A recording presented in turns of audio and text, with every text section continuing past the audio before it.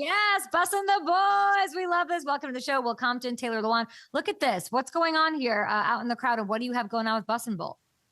It seems like that may or may not be AI at this point, Kay. We're going to pretend like it's 100% real. Bussin Bowl, everybody knows it's been a long time coming. At one point, Nebraska and Michigan weren't supposed to play for 7 years. It is the most prestigious trophy game in all of college football. The world is aware, and it's going to be fireworks in Lincoln, Nebraska this Saturday. Will, you have everyone loving Nebraska. You can't stay quiet here. Michigan and Nebraska. Say that again. I got everybody. I know about the world and the lore of Nebraska, and it's because of you, and you deserve credit for that. The Wolverines, will 1.5 point faves. Yes, Michigan is a tough football team. You look at Bryce Underwood. This is a guy who will probably has the potential to be the #1 overall pick whenever that time comes. They can run the ball well, and this is for Nebraska fans. This is such an opportunity for this program to turn an entire, start rewriting the story, because the decade that we've had of losing, of being in these one-score games, we got a one-score game against Cincinnati earlier in the year. We played a couple easy teams, and this is like your opening conference play. You're playing a formidable opponent who dropped one against Oklahoma. They were in the ball game. Oklahoma's a really good football team, and I think it's going to be an electric factor in Memorial Stadium, because I remember a couple of years ago when we had, the third Bussin Bowl? It was the third Bussin Bowl. Because we're, 0-3? 0-3 in Bussin Bowls since the Bussin Bowl has started. Yeah, yes. And, they picked the ball off on our first drive offensively, and I feel like Memorial Stadium shut down because of the disappointment that this fan base has had to go through over, since basically Pelini has been there. And so this is a huge challenge for not only the Husker football team, but Memorial Stadium as well. This place has got to be juicy, because if you're going to put pressure anywhere, it's got to be on the 18-year-old superstar who's going to have the ball in every play. I heard Tayler shaving his mustache if Michigan loses. Can you give me a sneak peek at Will's punishment if Nebraska happens to lose, even though that's hard to comprehend? Yeah, that's up in the air. We're in negotiations. At this point, negotiations are pretty simple, Kay. I believe in my team.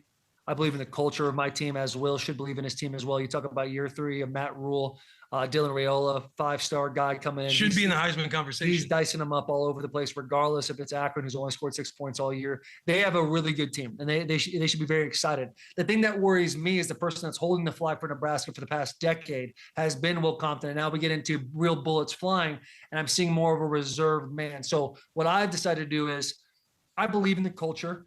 Even though if we don't have our head coach or not, I believe in Bryce Underwood. I believe in Wink Martindale and his defense.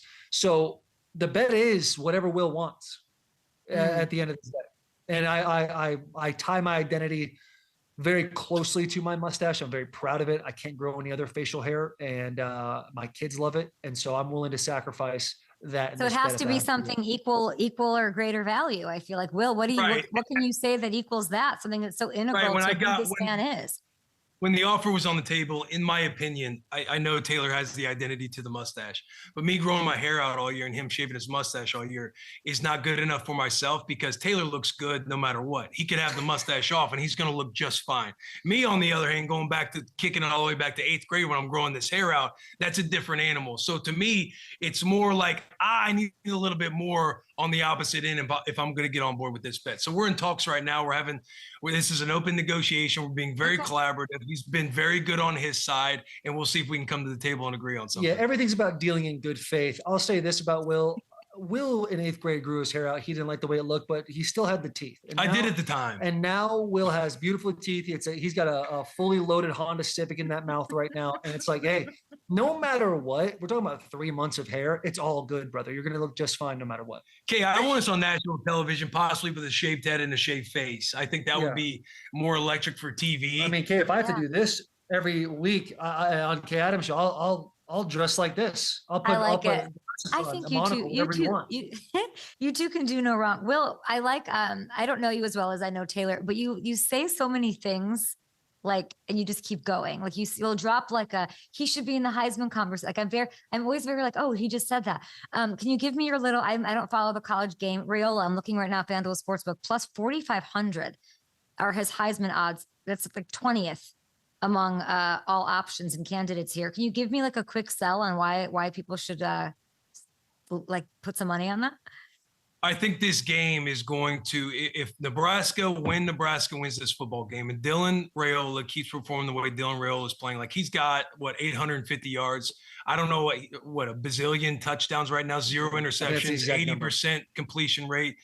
We haven't went 3 and out one time this year offensively. If you get a big time win against Michigan this weekend, I very much think Dylan RAIOLA should be in the Heisman conversation because his stats prove it. And his stats, what they're also not showing is he hasn't played for 3/4 of football as well in these first 3 games. So all of those stats taken into account, he sat out the entire second half last week. He sat out the fourth quarter the week before.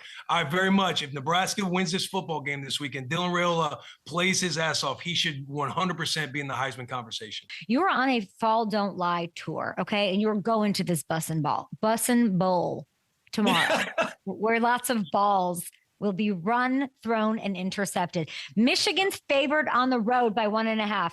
You're going with the upset. Why? Well, eventually it's got to happen. You said eventually we got to get a commissioner, and very prophetic, I hope. So I, as the hopeful future commissioner, look at Matt Rule, year 3.